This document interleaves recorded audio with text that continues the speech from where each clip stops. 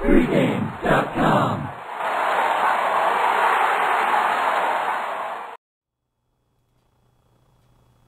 It's the Spurs at the T-Wolves Friday night NBA basketball, 8 p.m. Eastern time tip-off. I'm Scott Spreitzer. He's Brian Leonard. We're going to jump into this game in just a moment. But Brian, heard you did a couple of TV shows regarding some handicapping Vegas perspective. Where can the guy? I know you can find them. I know they're going to be on nationally. Where can we find them this week? Yeah, it's interesting. I've been in business for 30 years. Until now, I've kept a low profile, and now I'm doing these videos. And I know you've done a lot of TV in the past, and everybody always says it's a hurry up and wait situation. Yes. And oh man, and it is. I mean, but anyway, on a Friday night at 8 Pacific, 11 Eastern, I'm on the line makers. Oh, okay. The line makers. Great show. A lot of Las Vegas sportsbook directors, past and present, are on that, and they asked me to be on that. So it's only the first season. It's the season finale, but it's a very good show, and I'm glad to be asked to do it. And then we taped something on February 2nd, CNBC. I think it's more of a CNBC is a financial network, sure, basically, but they're doing a segment on the Super Bowl. And John Netto, who is part of our usual Tuesday meeting, he's a big day trader or whatever, and he's got some ins over there at CNBC. Cool. So they had myself and a couple other handicappers help them out on that. But that'll be interesting. We'll see how that works on CNBC. So who knows what's going to happen, but it's just... How long was the segment, the finish segment? Who knows? Okay. That's the thing. They still did a lot of editing. I don't even know if any of the stuff we ever got is even going to be. I talked to the people on the line makers yesterday, and that's going to be the final cut, so I'm going to be in that. But the other one, you never know. I mean, I've talked to a lot of guys like yourself that have done a lot of TV, and you do all this work, you're there for the whole day, and then you get to watch it.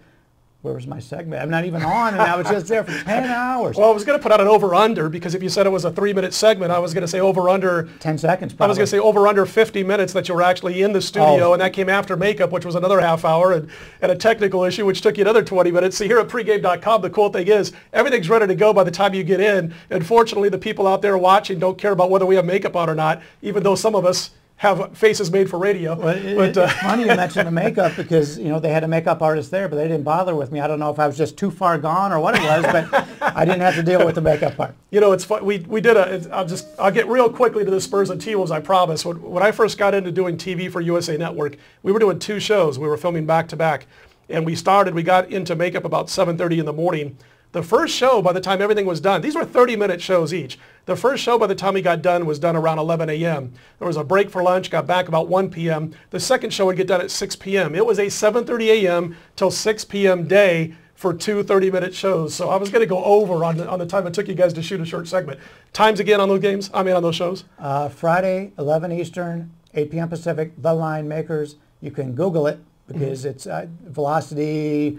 I don't know, it's a high def something. Right. But and then the other one will be February 2nd. I think it's at 9:30 East or 9:30 Pacific, CNBC. It's part of a different show, but they do have one segment coming out of New York. I think they got some Giants players involved, cool, and some handicapping, and we'll see how that goes. Awesome, great stuff.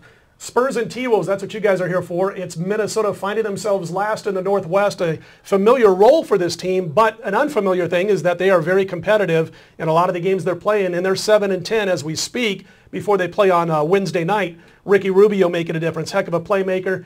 I'm going to ask you something, and this really doesn't have to deal with our handicapping on this particular game. I'm a Kevin Love fan. I was a fan of his at UCLA, but I was wrong. I thought he needed 1 more year at UCLA before coming out. This guy is a human double-double. We're talking, he's liable to go off for 2020 almost every time he laces up the sneakers. He can pull guys out from the inside a little bit once in a while and take the jumpers. He could take you inside. Do you agree with these talking heads on some of these ex-NBA players who are saying this guy is nothing more than a 3 on a decent team? I don't understand it at all. All you got to do is look at his numbers. I mean, you look at the team he plays for. They have a lot of talent on that team this year, and he's still putting up the numbers. It wasn't like he was playing... I'm from Cleveland. Like last year's Cleveland Cavaliers team was just a terrible team, and Jameson puts up big numbers. Well, he puts up big numbers on good teams too. So he's a quality player, and I'd love to have somebody like him on my team. He just signed a decent contract. I can't remember the particulars on it, but I know he has an opt-out after 3 years. So it'll be interesting to see if he does so. If I were him, I would definitely be looking elsewhere if Minnesota can't get it together. But they finally got a decent coach, on the bench calling the shots, and he's got a real nice creator in Ricky Rubio, who's only going to get better. San Antonio finds themselves in a familiar position. They're on top of the Northwest Division, battling it out.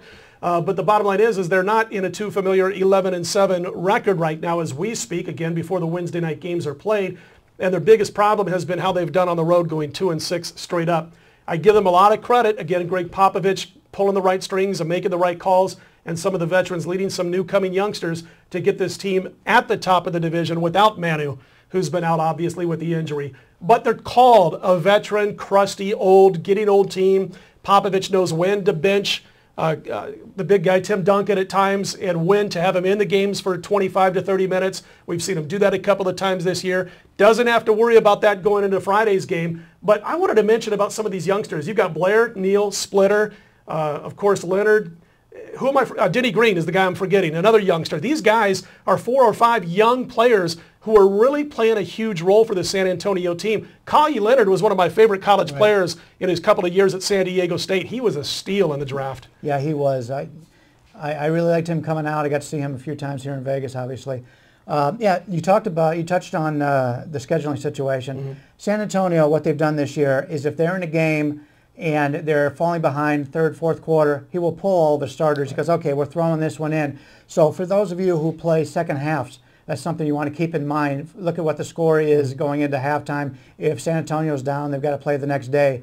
I want no part of the Spurs in the second half, but I think this is a good spot here for the Spurs. They got 4 straight games here where they've got a day off in between. Mm-hmm. That's really what you want out of the San Antonio team. You don't want San Antonio playing in back-to-backs, 3rd and 4, that kind of thing.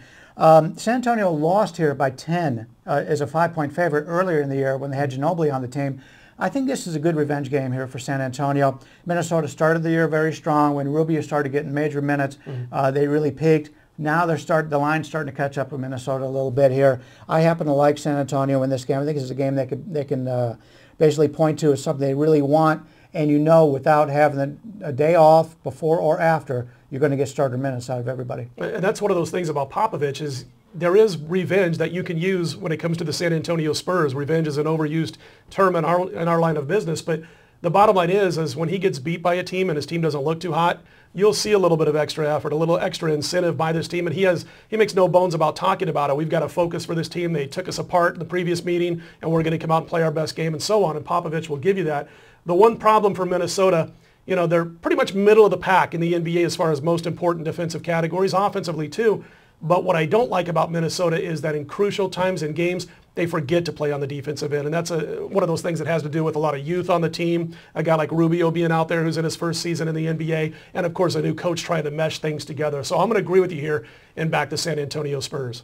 Also wanted to mention one more time, Hollywood Leonard over here, going to be on TV on Friday night. Again, give us those times. Friday night on the Line Makers. Google it for your local affiliates. It's Velocity, High Def, Discovery, something in that general area. And then February 2nd, CNBC. And next week when I come around, I'll have the exact name of the title of the show. So. Awesome. Another show or two, you're going to be wearing shades on the pregame videos. But anyway, stick around. Pregamevideos.com all weekend long, all week for that matter. Our notes posted on each and every game. He's Brian Leonard. I'm Scott Spreitzer. Have an awesome weekend.